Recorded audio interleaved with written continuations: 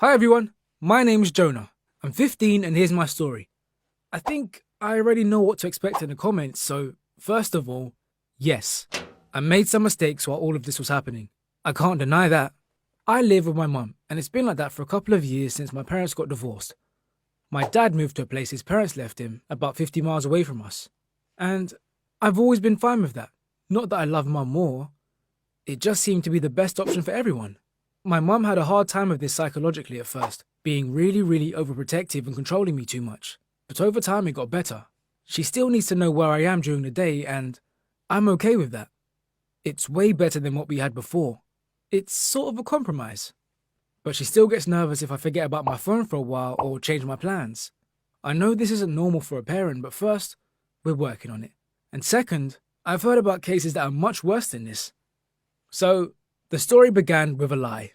I told my mum I'd be at school for the afternoon, working on a project with a couple of guys and our science teacher. But the real plan was to hang out with two of my friends at the shopping mall, like, to see a movie and so on. Yeah, I lied, since mum thinks that hanging out like this is a waste of time, and I kinda got tired of these conversations. That day, I forgot to charge my phone during the night. I thought I plugged it in, while I actually didn't. Then when we were at the movies, the phone battery died. I noticed it, but I thought it'd be fine since mum thought I was doing research at school in perfect safety.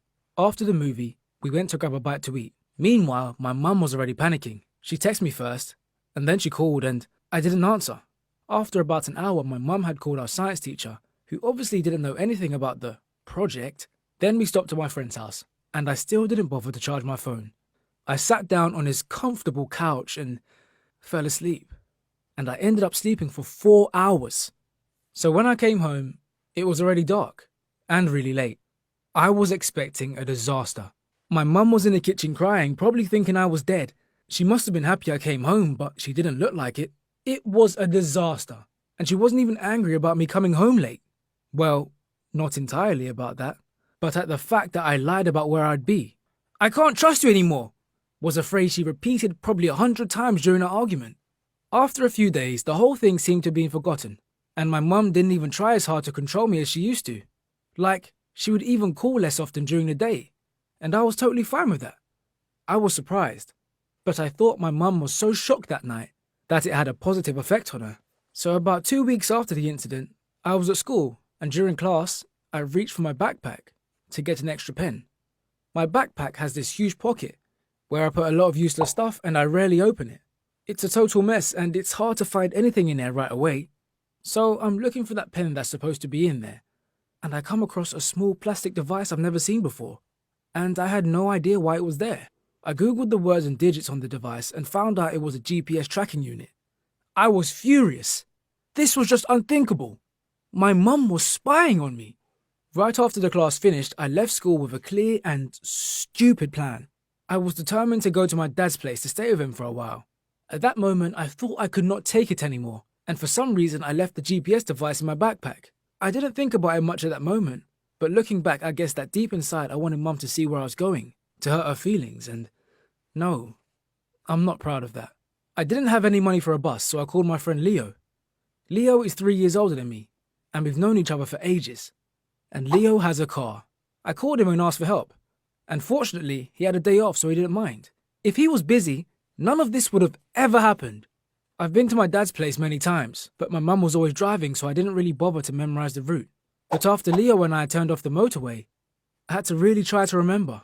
And I guess I wasn't accurate enough, because at some point we took a turn near a river and got stuck in the mud. Like the car physically wouldn't go any further. "It's okay," Leo said. "I know who to call." But when we both took our phones out, we both saw that there was no signal there. Obviously, we were pretty far out in the woods. We tried to push the car out the mud. That didn't work, and it was getting dark and kinda scary. And the more we pushed the car, the deeper it drowned in the mud. We really didn't know what to do, and to my huge surprise, Leo started crying. It was already past midnight, and a couple of times, I thought I heard wolves. It was about 1 a.m. when we heard a police car. We started shouting so they'd notice us, but it turned out the car was moving towards us anyway. It stopped a little further out so it wouldn't get stuck. The back door opened, and my mum stepped out. As you probably guessed, they found us thanks to that GPS tracking unit. It works with a satellite, and not just a mobile network. I did not feel any anger at this point. I was just so relieved. After all this finished, my mum and I both said we were sorry. Mum knew it wasn't normal to spy on me, but she had gotten too scared the previous time. We agreed she stopped doing this. But for at least a little while longer, I'll have the device with me, just in case.